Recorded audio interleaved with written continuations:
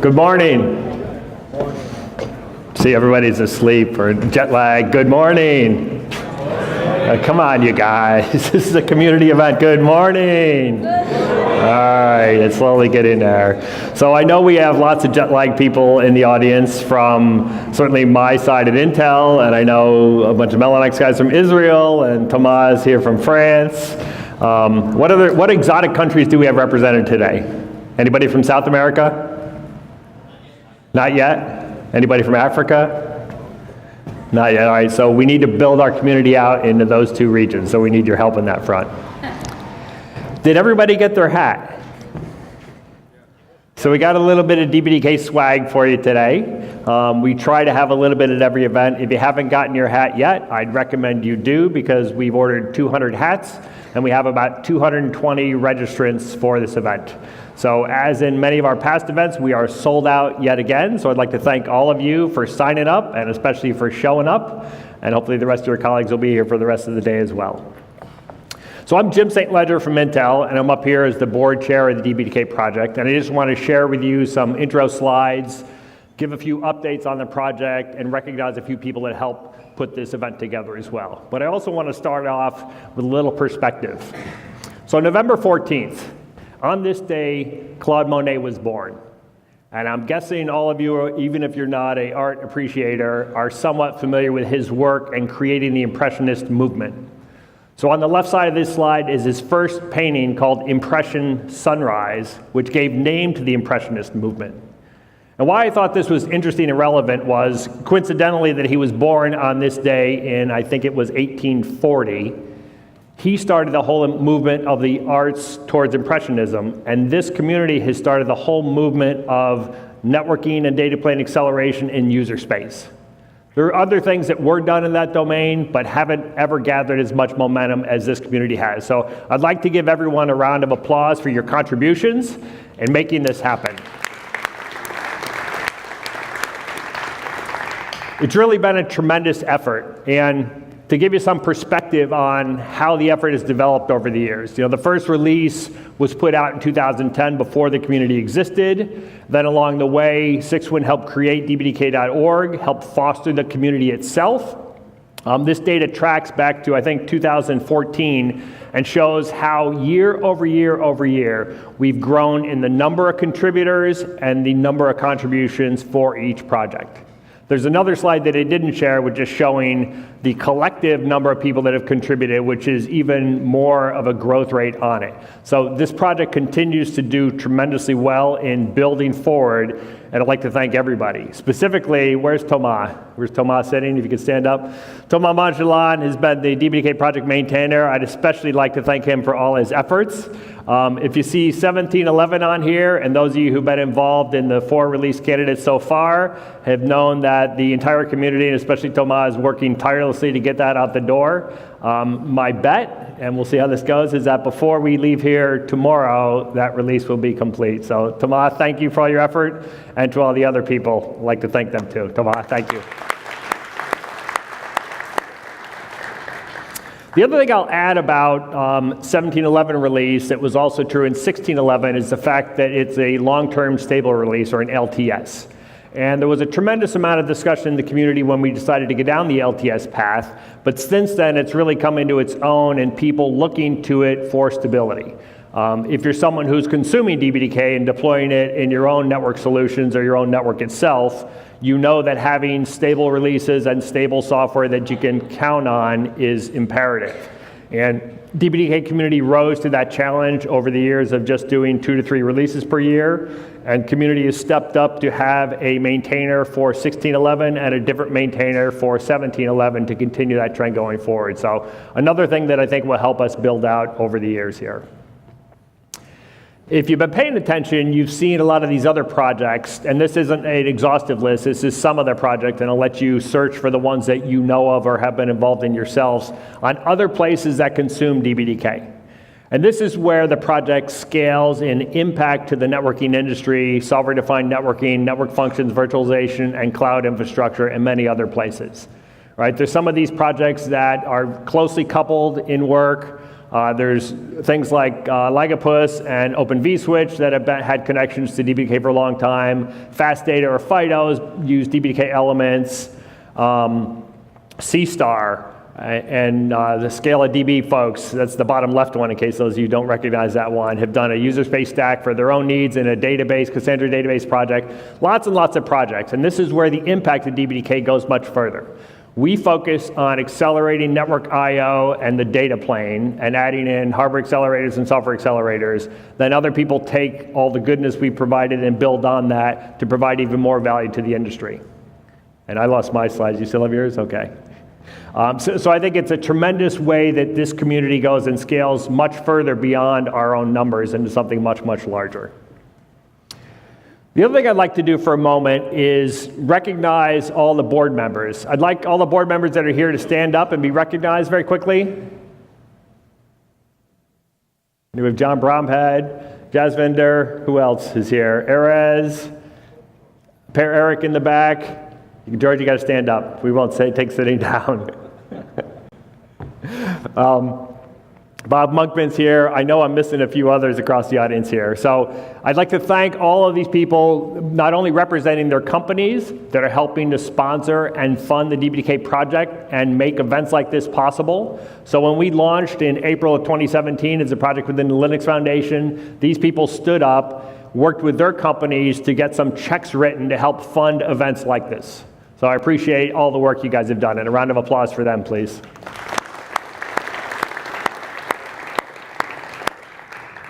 Is Hemant here somewhere as well?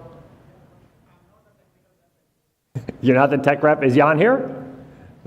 You're the tech board rep for today. So the other thing we've been very, very careful of in DPDK is making sure that the technical representation, first of all, has independence and is based on meritocracy. And I honestly can stand up here and say I think DPDK does it as good or better than any other project. You don't buy your way into technical membership at DPDK, you earn your way into it. And it doesn't come with a company, it comes with an individual. And that has been, I think, one of the cornerstones of the success of this project from the earliest days and continues through going forward. The tech board themselves have decided, hey, we don't want to pick out one individual. We want to have a rotation of the reps so that all of us can have the experience of being the voice of the technical side of the project. And Hemant is currently that voice for us, or at least today he is. So thank you for that role as well. Beyond that, we also have 4 associate members. So the associate member category got created at the launch of the project because we had a significant number of engagements going on across universities. Today we have Tsinghua University in China, we have KAIST in Korea, we have University of Massachusetts at Lowell in the States, and we have University of Limerick in Ireland. So we have pretty much the 4 major geographies where we're covered. We have some representation. I know there are many other academic institutions that are doing DPDK research, and if anyone's involved in those, I'd ask you to reach out to them and bring them in for presentations, for joining the project, and for helping support the effort overall. We will shortly be announcing one other academic institution from Hungary that was at DPDK Summit in Dublin and presented on P4, if anyone saw the TAPIS presentation. I think I forget their name, but they're in Budapest. And they also are going to be joining the DPDK project, so we'll continue to build out that associate tier. So in general, that growth is looking very good, and it's the community contribution participation that really makes a difference. At the same time, I would like to see the membership of this project grow. The number of developers and committers, I think, continues to grow as other companies consume it and both give back, find bugs, fix bugs, develop new features, add new capabilities, etc. But to continue our momentum in building this project, there's a lot more companies that are consuming DPDK than there are the direct members supporting the project in itself. And so I'd encourage you, if you work for one of those companies and you know who you are, please come talk to myself or one of the other board members. Where's Trishan? Trishan's somewhere here in the audience. Trishan is from the Linux Foundation. He's our program manager. You can grab him as well and have a conversation. We have a tiered structure for membership, so we try to make it affordable for anyone of any company size to come and join the project. And we'd really like to have you get engaged, contribute to it at a silver level or a gold level beyond your contributions at a developer committer level. So please think about that, and I appreciate your consideration there. How many people are aware of the lab project we have going on, DPDK Open Lab? Show of hands. I know there's more than that because I see a bunch of people who I know about it who aren't involved. So the two biggest impetuses when we brought this project together underneath the Linux Foundation were to converge and consolidate some funds to support the marketing outreach effort and to go and build out a lab that can do performance and functional testing and continuous integration testing. And so clearly these events are showing that the marketing side is working. What you don't see as visible is all the work that the companies listed at the bottom here, Atomic Rules, Intel, Mellanox, and NXP, and it's not really companies, it's individuals who have stepped up to put work forward to go make a lab become a reality. So we have some funds allocated from a board budget perspective, and now we have a path through University of New Hampshire in their interoperability lab of building out an infrastructure location for this equipment. The contract has been signed, the equipment is being ordered and is being shipped in from the vendors listed on the bottom here so that we'll have some hardware to test in the infrastructure, and our estimate is that somewhere around the middle of Q1 that lab should be up and running. It should make a huge difference in making sure that when new patches are submitted, they get tested for functional performance aspects of it to make sure they're not detrimental or significantly detrimental to the project, and then they get applied. Today they largely get applied and then tested after the fact. We're also building out the DPDK test suite, DTS, as the path of how we go and add tests into the lab for that. So if you haven't looked at tests for the code you're contributing in the past, you will be asked to do that going forward, so put that on your to-do list. And if you have other suggestions or things you'd like to see the lab do, please reach out, some of those folks. I believe all of them or most of them are here at this venue today. I know Erez, I think, is involved. Tim, I think, is involved. John, are you involved as well? And Hemant, I know, is involved. So please reach out and find these people and have some conversations if you have suggestions for the lab. The other thing I'd like to do is thank our events team. So can all the people on this list please stand up? Trishan, Cassandra, Bob, George, John, Thomas, and Tim. So these are the people that work diligently to make this event happen. And I'd like to show our appreciation with a round of applause for these folks.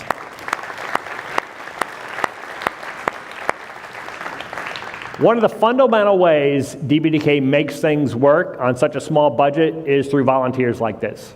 So the community, of course, is volunteers for maintainer roles and code contributions and reviews and testing and everything else. But for these events, there's a tremendous amount of work that goes in just putting a call for participation and abstracts out, reviewing the abstracts, picking them, finding a venue, working with our Linux Foundation events team to put this together, trying to figure out, hey, do we charge for attendance or not? Those of you who probably noticed, in years past, attendance has always been free, and we had this problem where you'd get 300 to 400 people register, and you'd get 200 people to show up. And when you're trying to plan for a number of chairs and food, if you plan for 400 and 200 show up, you spend a lot of money that you didn't need to.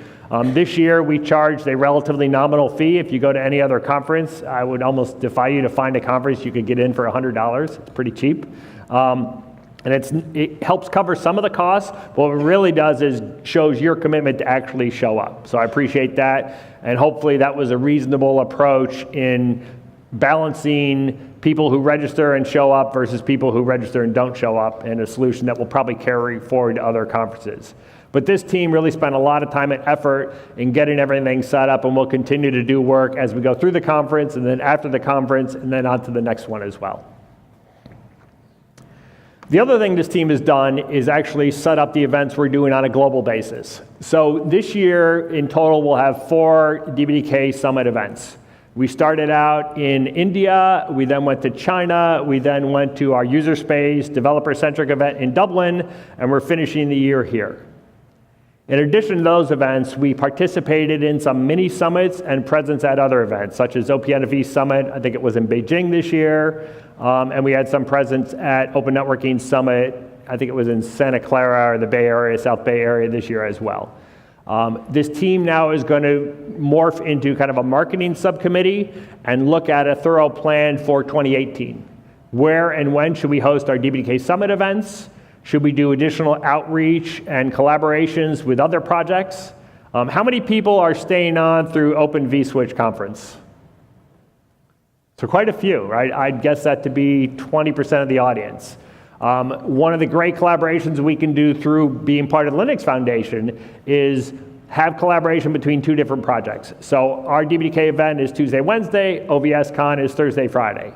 So we save a bunch of money because we only have to set up tables in AV once and we only have to tear it down once, so we can share the costs across the two projects. And I think going into 2018, there's a lot of opportunities for additional collaboration and impact amongst projects, not just OVS and DPDK, but things like FIDO, things like OPNFV, and many other events and activities. So look for more of that next year. Again, we're always looking for volunteers. If you'd like to raise your hand and say, hey, I'd like to help out with that marketing subcommittee, please come see me or some of the other folks on it. We're always looking for help. Could always use a helpful hand and somebody with some creative ideas and energy. One other thing are some of the sponsors. So first and foremost, all the companies that are members of the DPDK project have written checks to help make things like this happen. So they absolutely are sponsors of the event at the foundational level. Beyond that, to try to raise some additional money for these events, to do things like making sure we have high quality videos that your colleagues who couldn't make it here can watch offline later this week or next week, those things all cost money. So there were three companies that stepped up, and I was in error in not listing the third, but Intel, ARM, and Huawei are the three that I'd like to thank for additional levels of sponsorship and financial contribution to making this project or this event happen. So a round of applause for those sponsors as well.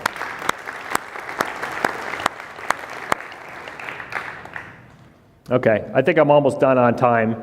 On logistical side of the work, has everybody figured out the Wi-Fi? Okay, so that's the number one thing. If you look on the back of your badge, you'll see I think it's LF Events, and I think the passcode, without looking, Linux 1991. Why 1991? Speak up, Bruce. First release of Linux, I think. I don't know. It's not Linus's birthday, right? So. All right, so hopefully, I won't promise how good the Wi-Fi is, and when you get this many tech-savvy developers in a room, usually the Wi-Fi goes to crap because everybody's on it and consuming all the bandwidth, so blame your neighbor, I'll say off the bat. If you haven't noticed yet, if you pull the curtain up on your table, underneath the center bottom of your table will be a power strip. So if you've got one of those power-sucking laptops or your phone's dying, pull the curtain, climb underneath, plug in, and go. Bathrooms are in the back corner over there as you walk on through. Hats off to the food here, because I grabbed a very mediocre at best breakfast at our hotel, and then I came here and wished that I had a breakfast burrito so I know where I'm eating tomorrow morning. Lunch is in the far back. So this is Club Autosport. It's an automotive themed place. If you're a car person, you'll love it. If you're not, ignore the cars. But as you go in the back, you can get your picture taken next to Richard Petty, if that means anything to some of you. Some of the old guys in here know who Richard Petty is. The rest of you are like, who? We have a reception this evening. Our reception, Cassandra's a reception here? It's on the patio past lunch. Okay, thank you. And the last thing on the venue rules, as much as you may want to try to climb into one of those cars and have your friend take a picture of you, please don't. It's probably the quickest way to get us either thrown out or certainly not welcomed back next year should we choose to come back here. So thank you for that. I think I'm almost at my last slide, or close to it anyways. Over the next 2 days, this is the buckets of topics that we have. Rather than go through the agenda, you can find the agenda online. I don't know if did I have the agenda link on here? No, I think I have it on the next slide. Actually, it's in the bottom of this slide, sorry. You can go find the agenda online if you want. You'll see some of the screens on the side are scrolling through what the agendas are, so you can get a sense of what the next several topics are. I'm extremely excited about some of the categories, and again, these come from the community on topics they submitted. So in the areas of FPGA technology, container technology, as it's going to relate to networking, and cloud native and microservices is clearly a super hot topic today. Smart NICs, vSwitches, some topics that we've had for a while, some topics that I'm tremendously looking forward to. So should be a very, very exciting 2 days. Looking forward to all the talks. What I'd ask from you as the audience, so first of all, respect the speakers. We all have day jobs that aren't getting paid to sit in conferences, so if you have a call, if you have to go text somebody, if you really need to do some email, please step out. There's room in the back. You can step outside. It's not supposed to rain today, so it should be good. Take your calls out there and just don't disrupt the audience. If you are here, the speakers deserve and appreciate your attention to the talk and discussion. We will try to have time at the end of each talk for some short Q&A, so if you do have some questions, tee them up, raise your hand. I'll leave it to the speakers if any of them want to volunteer to take questions during their talk. That's a speaker prerogative if they want it or not. The other thing that's imperative to this one, the majority of you are probably nothing more than an email address on a bunch of mailing lists. Get to know who that person actually is. If you've seen somebody who you're like, hey, I know that name, seek them out, introduce yourself to them, get to know that person as an individual as opposed to just a code contributor sitting behind an email address. It's our time to sort of build some personal relationships in these communities that will really help us build additional trust and convergence and contributions as we move forward and start taking on more and more and more as a community. Last thing, if you are a social media type person, please use the hashtag DPDK Summit or just DPDK in any of your posts or tweets or whatnot. And with that, I'd like to thank you.